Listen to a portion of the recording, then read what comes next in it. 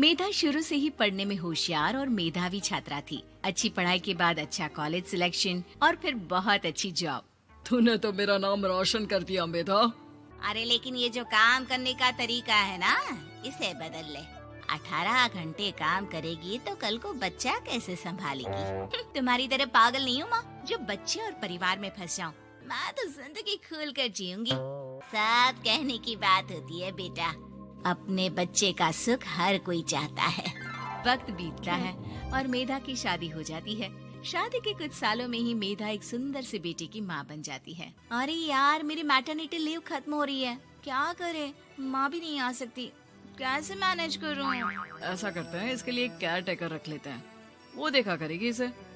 मेधा को पति की बात जंच जाती है और वो केयर टेकर की तलाश शुरू कर देती है। एक दिन उन लोगों के घर एक महिला आती है जो दिखने में पढ़ी लिखी लगती है। जी, क्या काम है आपको? मैम, मेरा नाम स्नेहा है। आपका एड देखा केयर टेकर का, क्या मैं आपके यहाँ काम कर सकती हूँ? हाँ, क्यों नहीं, लेकिन आप तो अच्छे घर की लगती हैं, फिर नौकरी क्यों? दरअसल मेरे ससुराल वालों ने मुझे घर से निकाल दिया क्योंकि मैं माँ नहीं बन सकती और माता पिता भी नहीं है इस दुनिया में। तो अरे अरे, कोई बात नहीं, तुम लक्ष्य को ही अपना बच्चा समझो और यहीं रहना, और किसी भी चीज की जरूरत हो ना तो बता देना। नेहा खुशी खुशी लक्ष्य को संभालने लगती है। रात को जब मेधा घर पर आती है, अरे क्या बात है स्नेहा, तुमने खाना नहीं खाया क्या? अरे दीदी, आपका बेटा टाइम दे तब ना। अरे तो जब वो सोता है तब खा लिया करो। तब तो मैं इसके पास ही बैठी रहती हूँ। कोई मच्छर या कीड़ा काट ले लक्ष्य को तो अब आप पकड़ो, मैं खाना खा लेती हूँ। स्नेहा वहाँ से चली जाती है। बहुत ही अच्छे से ख्याल रख रही है ये लक्ष्य का। मेधा, इतना तो शायद तुम भी ध्यान नहीं देती। मेधा को पति की बात बुरी तो लगती है, लेकिन कुछ नहीं कहती। धीरे धीरे स्नेहा मेधा और उसके पति के साथ बाहर भी जाने लगी। सुनो, स्नेहा को भी बाजार ले चलते हैं, वो क्या है ना, लक्ष्य को देख लेगी जब तक मैं शॉपिंग कर लूंगी। हाँ हाँ चलो, वैसे मैं चाह रहा था कि लक्ष्य को लेकर हम दोनों ही चलते।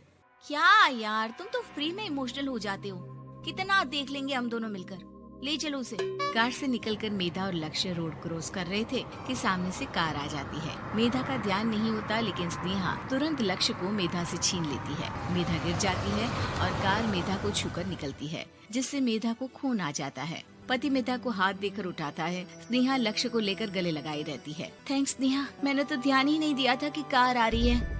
स्नेहा का गुस्सा मालकिन पर टूट पड़ता है। अरे कैसी माँ है आप, अगर आज कुछ लक्ष्य को हो जाता तो मैं आपको कभी माफ नहीं करती। छोटा सा बच्चा है, उसे चोट लगती है तो पता है कितनी तकलीफ होती है।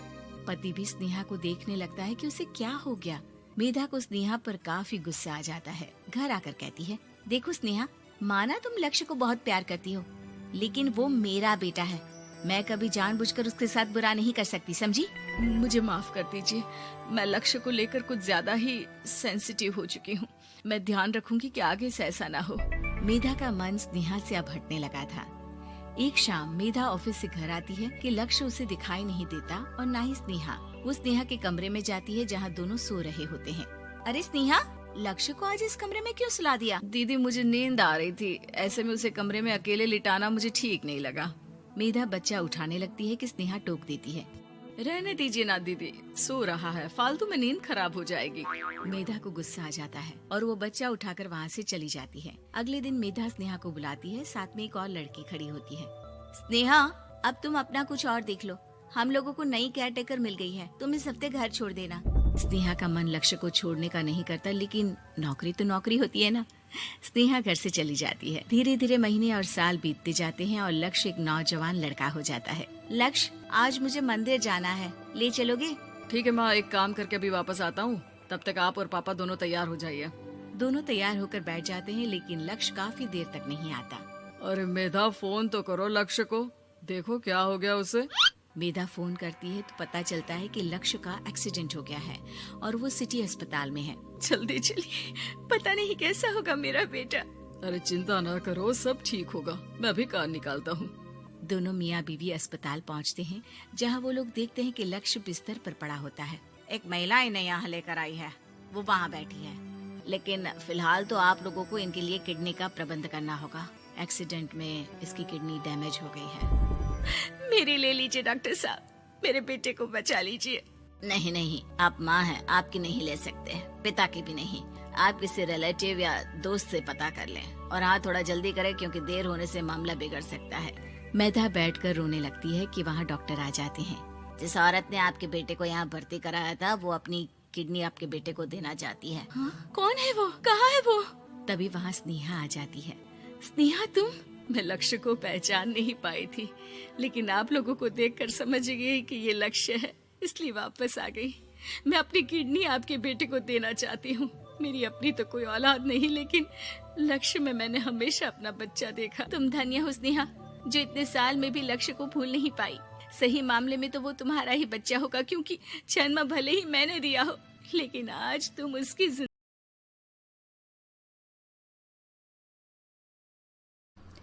सास बहू में हंगामा, घर आए शकुनी मामा। सुबह सुबह सास अपने भाई को फोन लगाती है।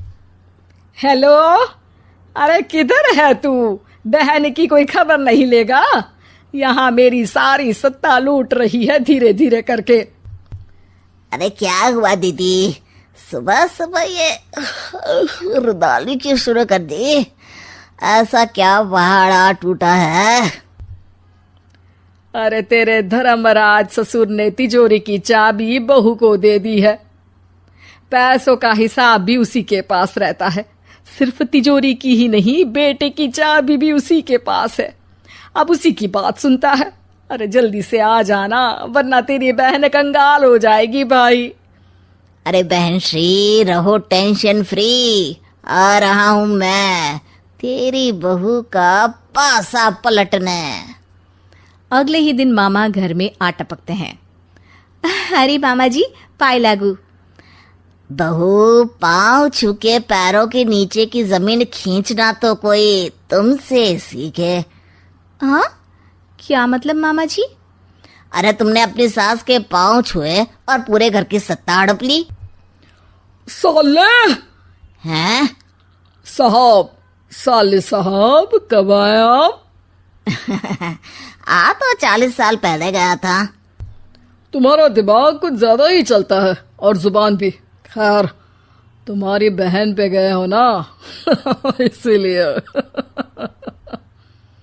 जीजाजी, आप काफी मजाकिया हो गए। वैसे बहू ने घर की सत्ता हड़पी नहीं है, उसको दी गई है। वो गुणी है, समझदार है और उत्साही भी है। एक किताब भी लिख दीजिए ना अपनी बहू की तारीफ में जीजाजी। तभी सास वहां आ जाती है। अरे भाई, मेरे भाई आ गया तू। आजा आजा आजा, तेरे लिए पकवान बनाए हैं मैंने। हाँ हाँ साले साहब, खाइए। आपके घर में तो मिलते नहीं होंगे पकवान। क्या मतलब? मतलब आपके घर में आपकी बहन थोड़ी ना रहती है, उनके हाथ के पकवान थोड़ी ना मिलते होंगे, यही कह रहे थे ना ससुर जी? हाँ बहू, यही कह रहा था मैं।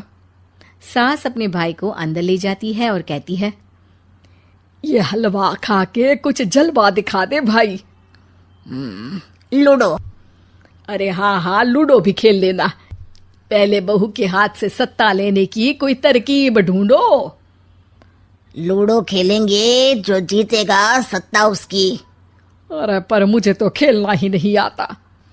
तू बस चाल चलना, पासे तो मैं फेंकूंगा और मेरे हाथ से फेंका गया पासा मेरी मर्जी के खिलाफ नहीं आता। अरे लेकिन तेरे जीजाजी रहेंगे तो ये काम कैसे होगा? हर रविवार जीजाजी शाम को अपने दोस्तों के साथ बैठने जाते हैं। वहाँ उनकी महफिल जमेगी और यहाँ बहू के महफिल उजड़ जाएगी। अरे एक नंबर का कमीना है तू। जैसी दुनिया वैसे हम बहना। रविवार की रात सास, बहू, बेटा और सास का भाई एक साथ बैठे हुए होते हैं। अरे थोड़ा मनोरंजन हो जाए तो मजा आ जाए। हाँ हाँ, लूडो खेलते हैं। अरे वाह, बहुत अच्छा आइडिया है। हाँ हाँ, हम 4 लोग हैं, आराम से खेल सकते हैं। लूडो एक ऐसा खेल है जो खेलने से ज्यादा देखने में मजा आता है। तो भांजे, तुम और हम बस देखेंगे। यानी सास और बहू में होगा मुकाबला। आ जाओ, देखते हैं किसमें कितना है दम। खेल होता है शुरू। पहली बाजी बहू जीत जाती है। क्यों सासू माँ, कैसी रही? अरे एक ही खेल जीती है, इतना घमंड ना कर। खेली तो तुम बहुत अच्छा हो बहू, लेकिन ऐसे फीके फीके खेलने में मजा नहीं आ रहा। कुछ दांव पे ना लगे तो क्या मतलब। ठीक है, आप जो कहेंगे मैं दांव पर लगा दूंगी। वादा करो, खेल छोड़ के भागना मत। अरे हाँ मामा जी, पक्की बात। क्योंकि मेरी बहना कच्ची खिलाड़ी है, तो उसकी तरफ से पास से मैं फेंकूंगा। बुढ़ापे में तो वैसे भी हाथ कांप रहे हैं, पास ही क्या फेंकेंगी सासू माँ। बहू को पता नहीं था कि मामा के फेंके पासे हमेशा सही बैठते हैं। वो बस पहली बाजी जीत के खुद को चैंपियन समझ रही थी। अगर मैं हार गई तो बहू को अपने पुराने गहने दे दूंगी, और अगर बहू हार गई तो तिजोरी की चाबी और घर के पैसों के हिसाब की जिम्मेदारी वापस मेरे हाथ में दे देगी। हाँ हाँ, मंजूर है मुझे। अरे रुको तो, थोड़ा सोच समझ के। अरे सोच लिया और समझ भी लिया। दूसरी बाजी शुरू होती है। मामा के फेंके एक भी पासे उनकी मर्जी के खिलाफ नहीं जाते। बहू को पसीना आ जाता है, पर सास को टक्कर नहीं दे पाती। आखिरी गोटी के घर में जाने के लिए सास को 1 नंबर चाहिए, जबकि बहू एक बार भी घर में नहीं पहुंची है। अरे क्यों बहू, अब कैसी रही? ये गोटी अंदर जाएगी और तिजोरी की चाबी बाहर आएगी। मैंने बोला था तुमसे कि मामा से पंगा मत लो। मुझे क्या पता था कि ये मामा नहीं, मामा शकुनी है। मामा पासा फेंकता है और सास जीत जाती है, और घर की सत्ता वापस सास के हाथ में आ जाती है। बहू रोने लगती है। इतने में ही वहां ससुर जी आ जाते हैं। अरे रो क्यों रही हो बहू?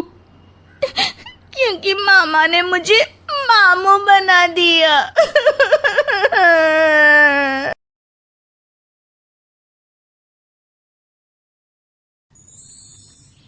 रोशनपुर नाम के गांव में चंदा और शांति नाम की जिठानी और देवरानी रहती थी। चंदा का पति बहुत पैसे वाला था। उनके पास किसी भी चीज की कोई कमी नहीं थी, और उसके विपरीत शांति का पति बहुत ही गरीब और नशेड़ी था। शांति चंदा के घर में काम करके अपना घर चलाती थी। भाभी, घर पर खाने के लिए कुछ भी नहीं है। अगर आप थोड़ा खाना दे पाए तो बहुत मेहरबानी होगी। मुझे जो भी पैसे मिलते हैं वो तो आपके देवर नशे में उड़ा देते हैं। ये तुम लोगों का ना रोज रोज का ड्रामा हो गया है। अब देवर जी कमाते नहीं है तो मैं क्या करूं? तुम्हारा पति तो तुम्हारी सारी कमाई दारू में उड़ा देता है। रहने दो भूखा उसे।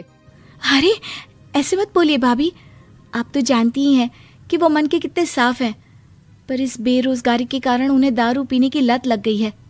अरे अपना ये रोना गाना बाद में कर लेना, पहले काम निपटा ले घर का।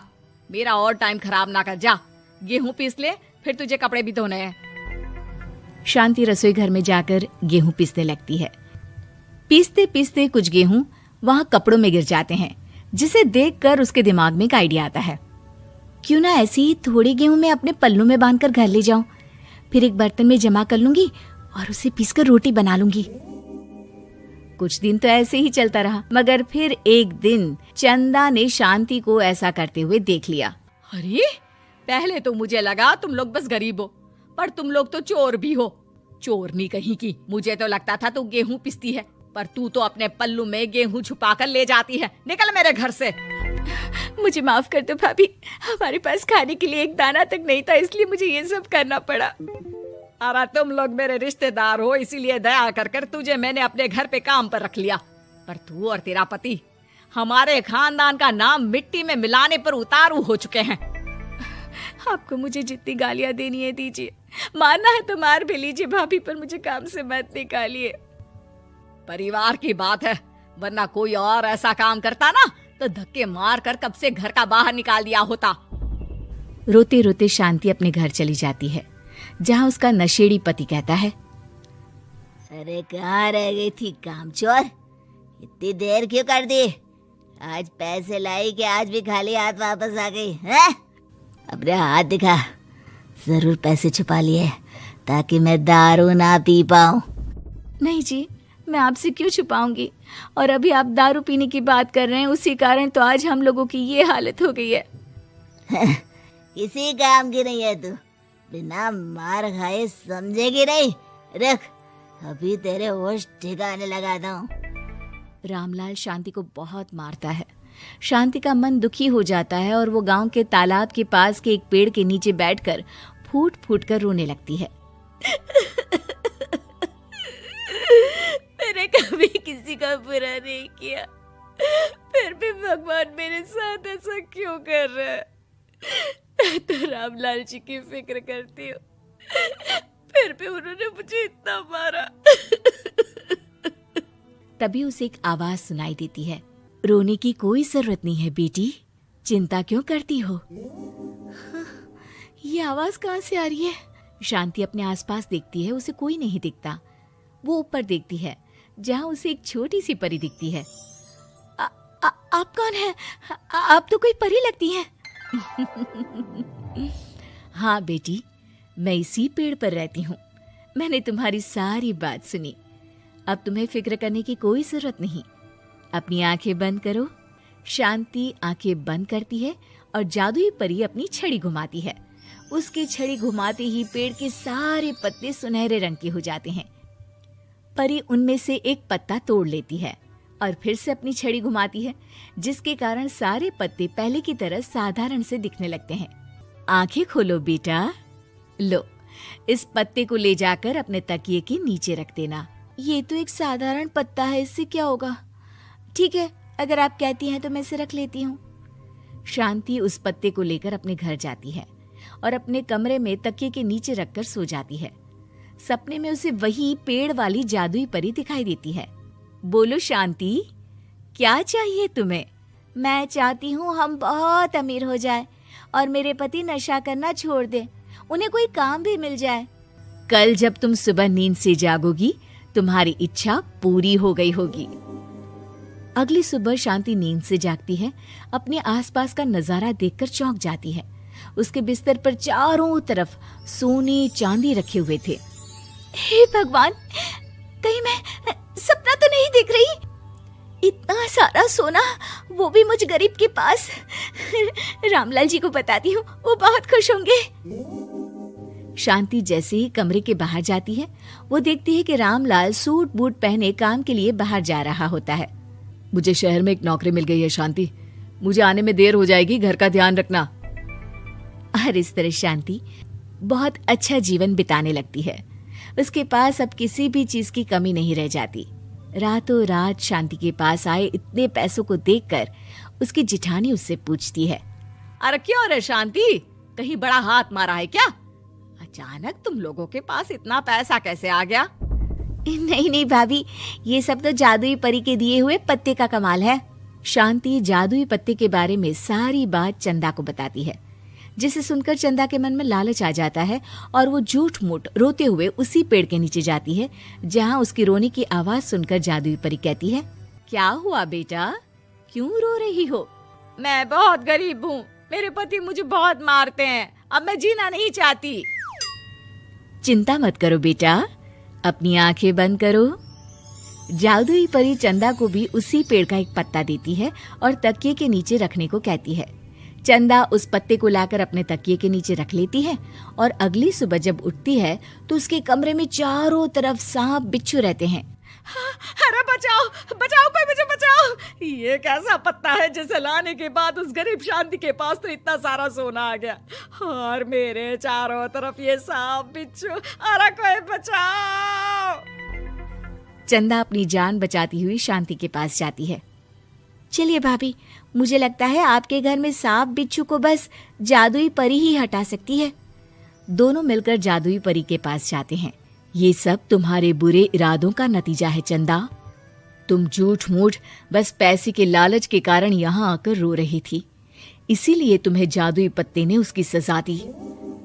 अरे मुझे माफ कर दीजिए जादुई परी, मेरे मन में लालच आ गया था। अरे शांति, तुम भी मुझे माफ कर दो, मैंने तुम्हारे साथ बहुत गलत किया है, फिर भी तुम मेरी मदद के लिए आई। चंदा को अपनी गलती का एहसास हो जाता है, इसलिए जादुई परी उसके घर से सारे सांप बिच्छू को गायब कर देती है। चंदा और शांति आपस में मिलजुल कर रहने लगती हैं। Sharing is caring. दोनों भाई नाश्ते की टेबल पर बैठे थे। प्रियंका, मेरा नाश्ता कहाँ है? भाभी, मुझे भी ऑफिस के लिए लेट हो रहा है। इस पर प्रियंका किचन में से दोनों के नाश्ते की प्लेट्स लेकर बाहर आती है। लो भाई, आप दोनों का नाश्ता। किसी को भी 1 मिनट का सब्र नहीं है। ये प्रियंका का ससुराल है, जहाँ कोई औरत ना होने की वजह से शादी वाले दिन से ही घर के साथ दोनों भाइयों की जिम्मेदारियां प्रियंका संभाल लेती है। दोनों भाई शांति से नाश्ता कर रहे होते हैं कि अंकुश अपने भाई की प्लेट से पराठे का एक टुकड़ा उठा लेता है। आपको पता है ना, मैं खाना शेयर नहीं करता, फिर भी मेरी प्लेट में से खाना जरूरी है क्या? अरे हद हो गई है, मुझे नहीं खाना अब। अंकुर गुस्से में नाश्ता छोड़कर टेबल से उठ खड़ा होता है। अरे ये कैसा बिहेवियर है अंकुर, एक टुकड़ा ही तो है। एक हो या आधा, मुझे भूख लगी है तो ये सिर्फ मेरा ही है। उसे भी किसी के साथ शेयर करने बैठा तो भूखा नहीं रह जाऊंगा। अरे बाबा ठीक है, अब इस पर भी लड़ाई। दूसरा बना देती हूँ, पर प्लीज ऐसे खाना बीच में छोड़कर मत जाओ, इससे अन्न का अपमान होता है। ओ प्लीज भाभी, ऐसी कोई चीज होती ही नहीं है। आपके पास पैसे हैं, खरीदो और खाओ, अगर नहीं खाया जाए तो फेंक दो। अरे दुनिया में सब यही करते हैं। अंकुर बैग उठाकर ऑफिस के लिए चला जाता है, जिसके पीछे उसका बड़ा भाई मायूस सा घर में खड़ा रह जाता है। जिसने बचपन से सोने की चम्मच में खाया हो, उसे दुनिया के बारे में क्या पता होगा। वैसे गलती तो हमारी ही है। अगर कभी बचपन में ही सही गलत का फर्क सिखाया होता तो आज ये हाल नहीं होते। आप फिक्र क्यों करते हैं जी? भगवान है, वो जो भी करता है सबकी भलाई के लिए ही करता है, और जब वो चाहेंगे तो अपनी तरह से अंकुर भैया को भी सब कुछ सिखा देंगे। पत्नी की बात पर विश्वास कर अंकुश भी ऑफिस चला जाता है। सुबह से दोपहर होती है और अंकुर लंच करने ऑफिस के पास वाले रेस्टोरेंट में पहुंचता है, जहां वो एक साथ बहुत सारा खाना ऑर्डर कर देता है। सर, क्या कोई आपको ज्वाइन करने वाला है? नहीं तो क्यों? अब कुछ नहीं सर, ऐसे ही। वेटर चला जाता है और कुछ देर में अंकुर का ऑर्डर लेकर वापस आता है, जिस पर अंकुर सब डिशेस में से थोड़ा थोड़ा खाकर बाकी ऐसे ही छोड़कर बिल देकर चला जाता है। वाह भगवान, तेरी माया। कहीं कोई एक एक टुकड़े के लिए तरसता रहता है और ये 5 लोगों का खाना ऑर्डर करके एक का भी पूरा नहीं खाते। पैसे वालों की माया। वेटर टेबल साफ कर बचा हुआ सारा खाना लेकर रेस्टोरेंट के पीछे घूम रहे बच्चों के पास पहुंच जाता है, जिसे देख बच्चों के चेहरे खिल उठते हैं। वाह, आज इतना सारा खाना आया। थैंक यू भैया, भगवान आपको खाने की फैक्ट्री बना दे। अगर ये फैक्ट्री मेरी होती तो तुम लोगों को कभी किसी का झूठा बचा हुआ खाना नहीं खाना पड़ता। चलो तुम लोग खाओ, पर ध्यान रखो किसी को पता ना चले, नहीं तो मेरी नौकरी चली जाएगी। इसी के साथ दिन बीतता है और रात को दोनों भाई एक साथ घर पहुंचते हैं। कुछ देर में सब डिनर करने बैठते हैं, जहां अंकुश अंकुर को समझाने की कोशिश करता है। अंकुर, अगर हमें लाइफ में सब कुछ मिला है, इसका ये मतलब नहीं कि तुम उसका गलत फायदा उठाओ, बल्कि तुम्हें उसकी मदद से दूसरों को भी मदद करनी चाहिए। भैया, जिनके पास नहीं है उनकी वजह मैं तो नहीं ना, और ऐसे बहुत लोग हैं जिनके पास सब कुछ है। इसलिए अगर मैं एक इंसान कुछ नहीं करूंगा तो कोई फर्क नहीं पड़ने वाला। तुम्हारे भैया बस एक चीज समझाना चाहते हैं कि जिस चीज की हमारे पास कमी नहीं है, उसे बर्बाद करने से अच्छा है कि लोगों के साथ शेयर करें। इससे हम सिर्फ सामान नहीं, खुशियां भी बांटते हैं, और इसमें तुम्हारा ज्यादा कुछ तो जाएगा नहीं। भैया भाभी की बात सुन अंकुर कुछ बोले बिना उठकर चला जाता है। इसी तरह दिन बीतते रहते हैं, जिसमें अंकुश और प्रियंका कोशिश तो बहुत करते हैं, पर अंकुर पर किसी भी चीज का कोई असर नहीं पड़ता। एक दोपहर अंकुर सैंडविच खाते हुए सड़क के किनारे चल रहा होता है। तभी उसकी नजर आइसक्रीम वाले पर पड़ती है और वो सैंडविच सड़क किनारे फेंक आइसक्रीम खरीदने पहुंच जाता है। अब इसे कहते हैं जिंदगी का सुख। जैसे ही अंकुर आइसक्रीम लेकर पीछे मुड़ता है तो एक आदमी को सड़क से वही सैंडविच उठाते हुए देखता है। वो आदमी बहुत कमजोर, गरीब, जैसे बहुत दिनों से खाना ना खाया हो वैसा लग रहा था। अंकुर उसके पास जाकर खड़ा हो जाता है। उसे देखकर आदमी सैंडविच अंकुर की तरफ कर देता है। आपको भी खाना है क्या? क्या हम इसे आधा आधा कर ले? मुझे बहुत भूख लगी है। वो मेरा ही झूठा सैंडविच है, तुम दूसरा खरीद कर क्यों नहीं खा लेते? इसे क्यों खा रहे हो? अरे भैया, अगर खरीदने के पैसे होते तो 4 दिन से भूखा नहीं घूम रहा होता। हैं? क्या तुमने 4 दिन से कुछ नहीं खाया, फिर भी इस आधे सैंडविच को मेरे साथ बांटने के लिए तैयार हो गए? क्यों? अरे भैया, पैसा नहीं है तो क्या हुआ, इंसानियत आज भी उतनी महंगी नहीं हुई और ना ही उस पर अमीर गरीब का टैग लगा है जो हम उसे रख ना सके। पर अफसोस, आजकल लोगों के अंदर पोषण, खून या विटामिन से ज्यादा इंसानियत की कमी होने लगी है। आदमी की बातों से अंकुर को समझ में आ जाता है कि वो आज तक कितना गलत काम करता आ रहा था। इसके बाद से वो अपनी किसी के साथ शेयर नहीं करने और खाने को बर्बाद करने वाली आदत को छोड़ देता।